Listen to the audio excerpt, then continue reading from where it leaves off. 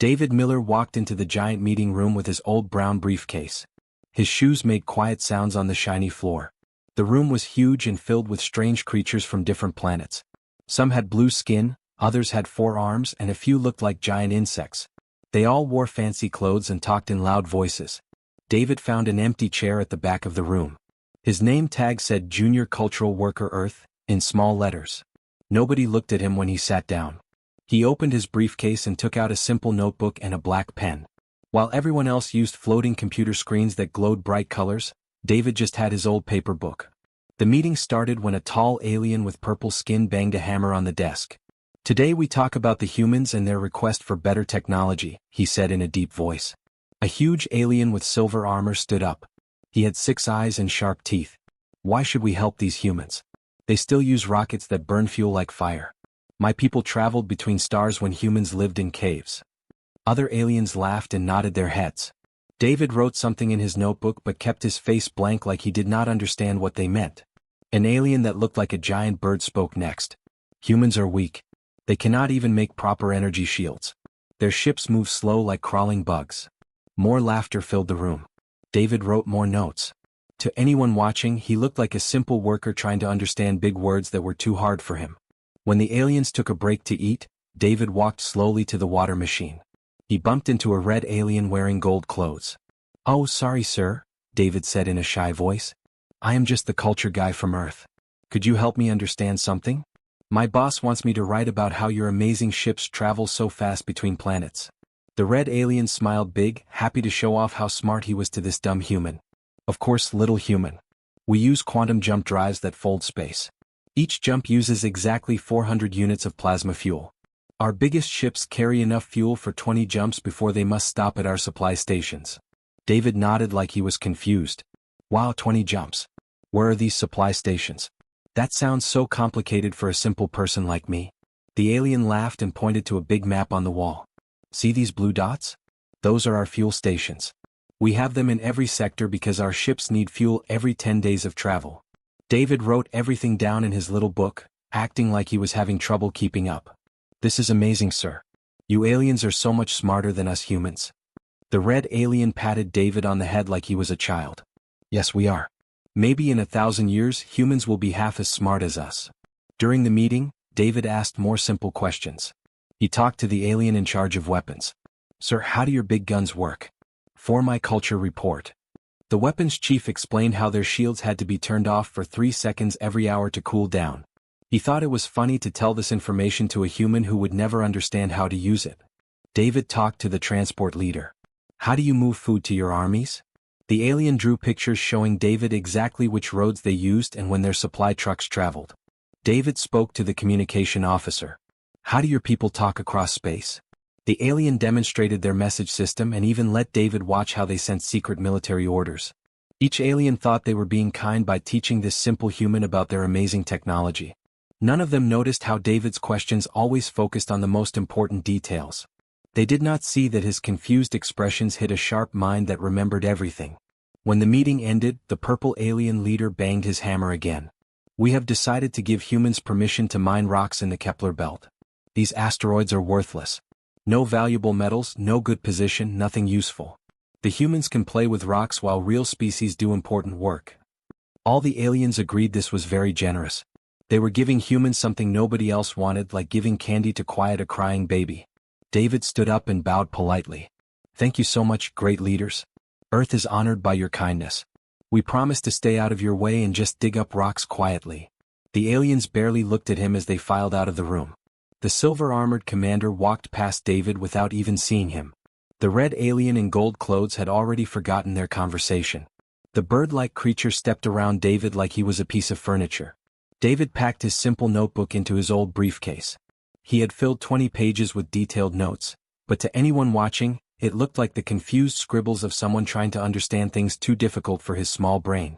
As David walked toward the door, he passed the big map showing all the alien territories, supply lines, and military bases.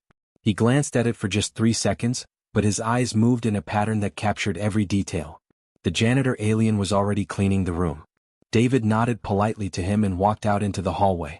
His footsteps made the same quiet sounds as when he entered.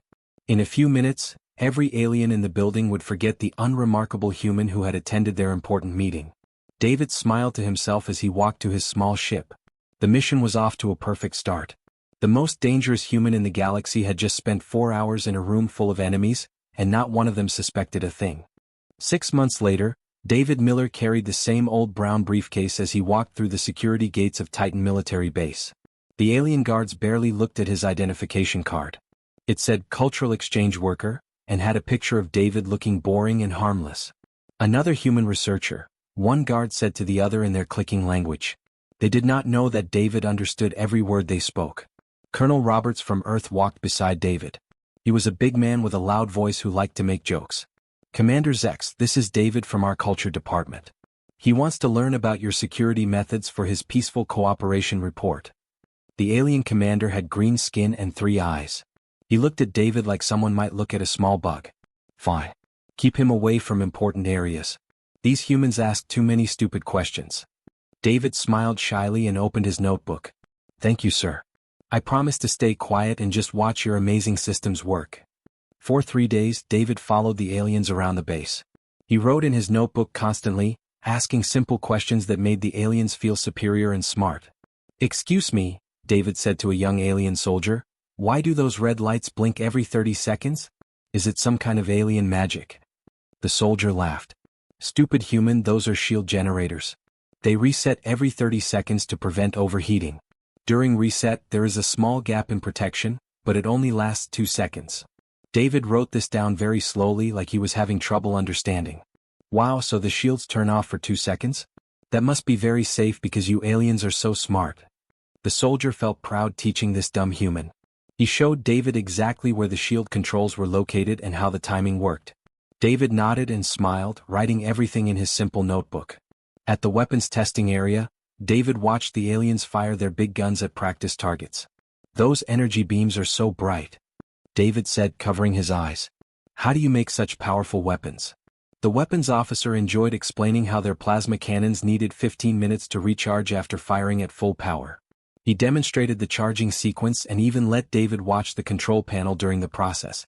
David wrote down every detail, but his handwriting looked messy and confused. Anyone reading it would think he was just a simple person trying to copy things he did not understand. On different planets, the same pattern repeated. Ambassador Helen Clark introduced David at government buildings. This is David, our cultural observer. He is documenting alien customs for peaceful relations.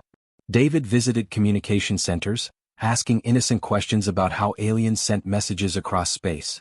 Do all your important messages go through these big towers? That seems very organized. The communication officers showed him their entire network system, proud to display their advanced technology to someone so obviously primitive. They explained backup systems, message routing, and even security codes, never suspecting that David was memorizing every detail. At trade stations, Captain Thompson brought David to meet shipping coordinators. David here wants to understand how your efficient cargo systems work for his cultural report. David asked about shipping schedules, cargo routes, and supply deliveries. You move so many important supplies. When do the big ships arrive with military equipment? The coordinators drew detailed maps showing David exactly when and where military supplies were delivered. They thought it was amusing to share this information with a human who could never use it for anything dangerous. Month after month, David traveled between alien worlds with his simple notebook and confused smile. He attended military parades, visited weapon factories, and toured command centers. Everywhere he went, aliens treated him like a harmless tourist who asked too many simple questions. At a shipyard on Centauri Prime, David watched aliens build their newest warships. These metal ships are so big. How do you make them fly in space? The chief engineer spent 2 hours explaining engine weaknesses, armor gaps, and design flaws. He enjoyed teaching this backward human about superior alien technology. David's notebook filled with page after page of information. To alien eyes, it looked like the confused drawings of someone trying to understand advanced science. In reality, every line contained precise military intelligence about weapons, defenses, and strategic capabilities. During a cultural festival on Rigel 7, David met with the planetary defense minister. Sir, your protection systems are amazing. How do you keep your people safe from space attacks? The minister proudly showed David detailed holographic displays of their entire defense network. He explained satellite positions, response times, and communication protocols. "See, little human, this is how a real civilization protects itself." David nodded enthusiastically, writing everything down in his notebook. "You aliens think of everything. Humans could never build something so clever." As tensions began growing between the Galactic Federation and the Colonial Alliance over mining rights in the Outer Rim, David made a suggestion during a quiet moment at the Council building. "Perhaps Earth could help with peaceful negotiations?" David said softly to Ambassador Clark. "We humans are good at listening and understanding different viewpoints." The idea seemed perfect to the alien diplomats. Humans were too weak to threaten anyone and too simple to have hidden agendas. Both sides agreed that Earth could serve as neutral mediators in their growing dispute. David smiled his humble smile as the aliens signed agreements allowing human observers throughout their territories. Soon, he would have people with notebooks in every major alien facility across the galaxy. The aliens congratulated themselves on finding such a perfect solution. They would let the harmless humans watch their conflict while the real powers decided the future of space. None of them noticed the patient gleam in David Miller's ordinary brown eyes as he packed his simple notebook full of their secrets. The alarm bells rang across Titan Military Base at exactly 3:47 in the morning. Commander Zex jumped out of his sleeping pod as red warning lights flashed everywhere. His three eyes focused on the emergency message floating in front of him. "Colonial Alliance ships have attacked Federation mining stations at Arcturus 7. 17 ships destroyed. War has begun." Within hours, the emergency meeting room filled with angry alien leaders shouting at each other. The Federation representatives sat on one side wearing blue uniforms. The Colonial Alliance delegates sat on the other side wearing red armor. Between them, a small group of humans sat quietly at a tiny table. "This is your fault," screamed the Federation Admiral, pointing his four arms at the Colonial Alliance commander. "Your ships fired first." "Lies," roared the Colonial commander, his scales turning bright orange with rage. "Federation destroyers attacked our peaceful mining survey." David Miller sat in his usual spot at the back of the human table, writing in his old notebook. Ambassador Clark leaned over and whispered, "David, maybe we should leave. This looks very dangerous." David looked up from his writing with worried eyes. "You are right, Ambassador. But we promised to help with peace talks. Maybe we should stay and try to help?" The alien leaders barely noticed the quiet humans as they planned for war. Federation forces would attack colonial supply lines. Colonial fleets would strike Federation communication towers.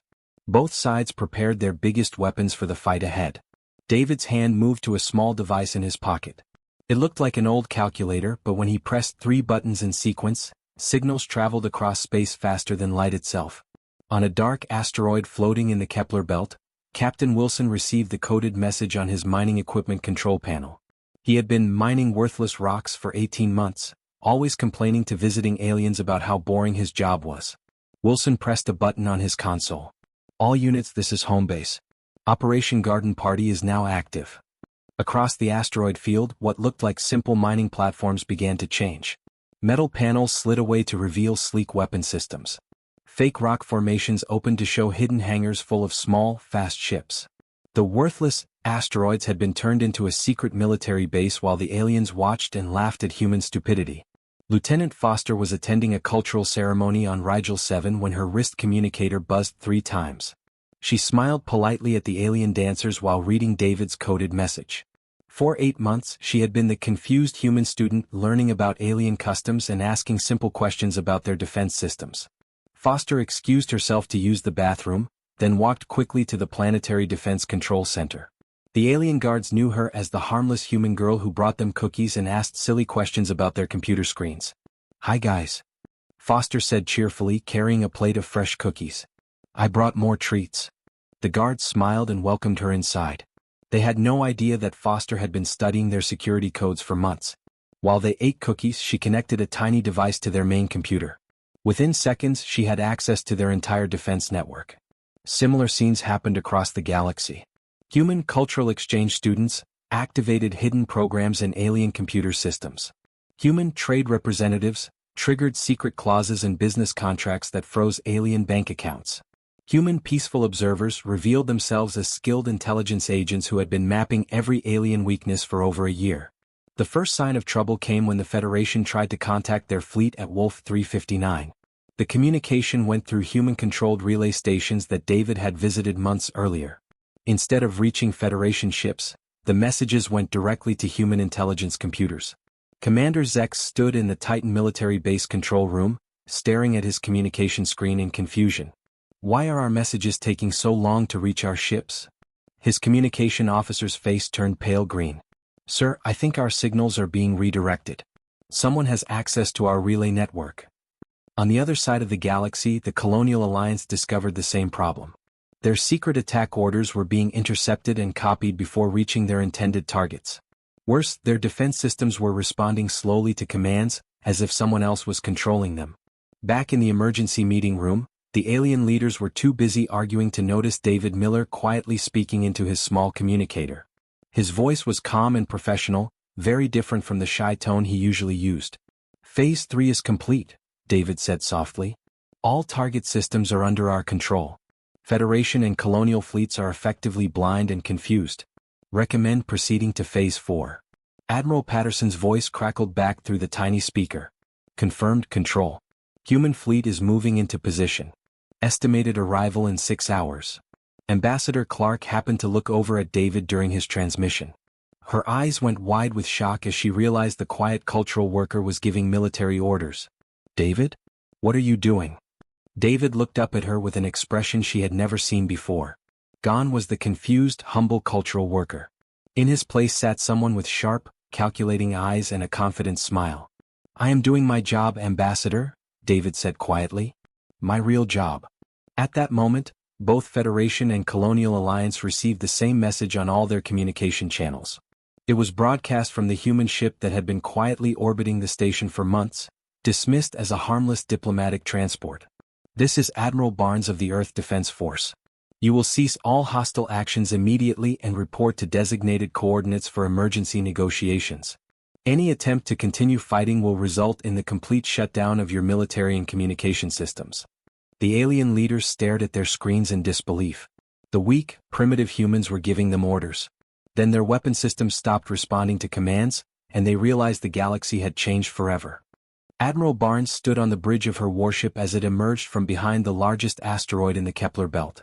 For 18 months, the aliens had laughed at the humans mining worthless rocks. Now they watched in horror as sleek human battleships appeared where mining platforms used to be. This is Admiral Barnes to all Federation and Colonial forces. Her voice carried across every communication channel in 3-star systems. Stop fighting immediately and move your ships to the coordinates we are sending you. On the Federation flagship, Admiral Korex stared at his screen with all 4 eyes wide open. Impossible. Humans do not have real warships. They barely know how to build rockets. His weapons officer tried to target the human ships, but his controls would not respond. Sir, our targeting system is not working. The computer says it needs a security code we do not have. The same problem appeared on Colonial Alliance ships throughout the battle zone. Their most advanced weapons suddenly required passwords that no one knew. Navigation systems showed confusing directions. Communication arrays could only receive messages, not send them. Captain Vex of the Colonial Heavy Cruiser Dominator slammed his fist on his command console. How are primitive humans controlling our technology? The answer floated in space around them. Every harmless human cultural worker who had visited alien ships over the past year had left behind tiny devices that looked like cleaning tools or decorative items. These devices had been copying security codes and planting control programs in alien computers. Back on Titan military base, Commander Zex watched his defense screens flicker and fail. The same red warning lights that had woken him up now blinked messages he could not control. Sir, his terrified communication officer reported, our planetary shields are shutting down. The computer says it is following orders from Earth Command. That is impossible. Zex roared. We never gave Earth access to our systems. But David Miller had toured the shield control room 8 months ago, asking innocent questions about the pretty blinking lights. The friendly alien technicians had even let him watch them enter their security codes, thinking it was funny to show their advanced technology to such a simple human. In the emergency meeting room, the alien leaders finally noticed that something was very wrong. Their portable computers would not connect to their home governments. Their military advisors could not contact their fleets. Their secure communication devices only played human music. David Miller stood up slowly from his chair at the back of the room. The change in his appearance was small but frightening. His shoulders were straight instead of hunched. His eyes looked sharp and intelligent instead of confused. His voice carried authority instead of shyness. "Honored delegates," David said clearly, "I think we need to discuss new arrangements for galactic peace." Federation Ambassador Thrace pointed one of his tentacles at David. "You're just a cultural worker. What do you know about peace arrangements?" David smiled, but it was not the shy, apologetic smile the aliens remembered. This smile was cold and confident. "Actually, Ambassador, I am the Director of Galactic Integration for Earth Intelligence Services. I have held this position for 3 years." The meeting room fell silent except for the sound of alien breathing and the hum of broken communication devices. "Every handshake, every facility tour, every innocent question has been part of a carefully planned operation," David continued. "While you dismissed us as harmless primitives, we were studying every aspect of your civilizations." Colonel Roberts from Earth stared at David in shock. Even the other humans in the room had not known about David's real identity. "David, what are you talking about? You work in the cultural department." "No, Colonel," David replied calmly. "You thought I worked in the cultural department. That was the point." Admiral Patterson's image appeared on the room's main screen, broadcast from the human command ship. She was a tall woman with gray hair and eyes like steel. "Ladies, gentlemen, and other species, Earth is now assuming responsibility for maintaining peace in this region of space." The Federation Admiral tried to interrupt. "You cannot do this. We have laws, treaties. The Galactic Council will never accept." "The Galactic Council has no power to stop us," Admiral Patterson continued. "Your fleets cannot move without our permission. Your communication networks route through our relay stations. Your defense systems respond to our commands. Your supply ships carry cargo only when we allow it." On Rigel 7, Lieutenant Foster sat in the Planetary Defense Control Center eating cookies with the alien guards. The guards were frantically pressing buttons that no longer worked, trying to contact their government for help. "Do not worry," Foster said cheerfully, offering them another cookie. "Earth will take good care of your planet. We are very good at protecting people." The guards finally realized that the sweet human girl who brought them treats was actually a highly trained intelligence agent who had taken control of their entire defense network while they watched. Across the galaxy, similar scenes played out on hundreds of worlds. Human students revealed their true identities as they assumed control of alien facilities. Human trade representatives activated contract clauses that transferred ownership of crucial resources to Earth companies. Human cultural observers stepped forward as the new administrators of alien territories. The revolution was quiet, bloodless, and absolutely complete. Not a single shot had been fired, yet humanity now controlled every important system in known space. David looked around the meeting room at the stunned alien faces. "Earth offers all species the opportunity to join our new Galactic Cooperation Council. Membership benefits include protection, trade opportunities, and cultural exchange programs." He paused and opened his old notebook to a fresh page. "Now, which of you would like to volunteer to serve as Earth's first cultural liaisons to your home worlds?" The deadliest predator in the galaxy had just revealed itself, and its prey finally understood how completely they had been outmannered. 1 year later, David Miller stood behind the main podium in the Galactic Council chambers. The same room where he once sat forgotten in the back corner now belonged to him. A large blue flag with Earth's symbol hung behind his chair, replacing the old Galactic Federation banner. The morning meeting was about to begin.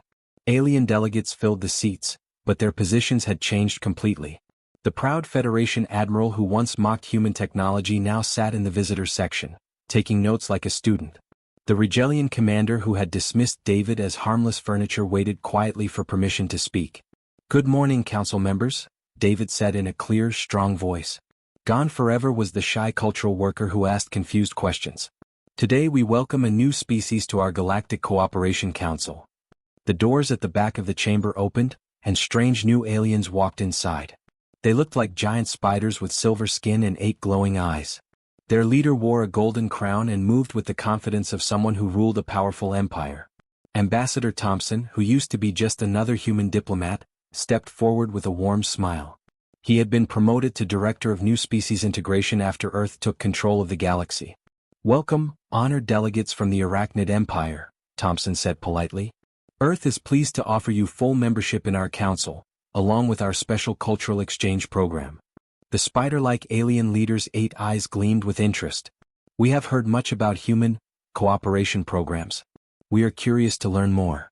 David watched the familiar scene with quiet satisfaction. The arachnids believed they were negotiating with weak humans, just like every other species had thought. They saw Earth's offer as a sign of human desperation to make friends with superior aliens. Our cultural program is very comprehensive, Thompson explained, pulling out a tablet that looked much more advanced than David's old paper notebook. We send our best cultural workers to learn about your customs, technology, and society. In return, you can send your people to observe our peaceful human ways. The arachnid leader made a clicking sound that meant laughter in his language. Yes, we would be happy to teach your simple people about real civilization. Our military technology is thousands of years more advanced than anything humans possess. In the viewing gallery above the main floor, former alien leaders watched the proceedings with bitter understanding. They knew exactly what would happen next because they had lived through it themselves. Commander Zex, the same alien who had once treated David like an annoying pet, whispered to his companion, "The poor fools have no idea what they are agreeing to." The Centaurian admiral nodded sadly. In 6 months, their cultural exchange students will know everything about arachnid defenses, supply lines, and weaknesses. In 1 year, Earth will control their entire civilization without firing a single shot. Down on the main floor, David was explaining the terms of membership to the arachnid delegates. Earth provides protection services for all council members. Our patrol ships will monitor your space borders to ensure your safety from hostile forces. What he did not mention was that these patrol ships were the same vessels that had emerged from the Kepler Belt asteroid base. The same ships that could disable any alien technology with the push of a button. We also offer communication network services, David continued. All your important messages will be routed through our secure relay stations to prevent enemy interception. The arachnids agreed enthusiastically, not knowing that every message they sent would be copied and analyzed by human intelligence services before reaching its destination. Captain Wilson, the former asteroid miner, now wore the uniform of Earth Space Command. He stood near the side wall, remembering how aliens used to visit his mining platform and laugh at his primitive equipment. Those same aliens now requested permission before entering human-controlled space. Lieutenant Foster sat in the diplomatic section, no longer pretending to be a confused cultural student. She had been promoted to senior intelligence analyst after her successful operation on Rigel 7. The alien guards who used to eat her cookies now worked as security consultants under human supervision. Earth's cultural exchange program has been very successful, Thompson told the arachnid leader. Our current participants include the Federation, the Colonial Alliance, the Rigelian Republic, and 15 other major civilizations. All of them have found great benefit in human friendship and guidance. The arachnid leader's eyes glowed brighter with greed. He believed he was about to gain access to the secrets of 18 different alien civilizations through this human cultural program. Excellent, the arachnid clicked. When do we begin? David stepped forward with a tablet containing standard cultural exchange contracts. We can start immediately. Our first cultural observer can travel to your capital world next week. As the arachnid leader signed the agreement, David glanced up at the viewing gallery where the former rulers sat. They understood the terrible irony of what was happening. A new species was about to make the same mistake they had made, and there was nothing they could do to warn them. The meeting ended with polite applause and formal handshakes. The arachnid delegates left the chamber feeling proud of their successful negotiation with the simple humans. David remained at the podium as the room emptied, looking at the chair where he used to sit and take ignored notes. In that corner seat, he had been the most dangerous person in the room and no one had suspected a thing. Tomorrow, a quiet human cultural worker would arrive at the arachnid capital, carrying a simple notebook and asking innocent questions about their amazing technology. The cycle would begin again because the deadliest human in any room was always the one nobody noticed.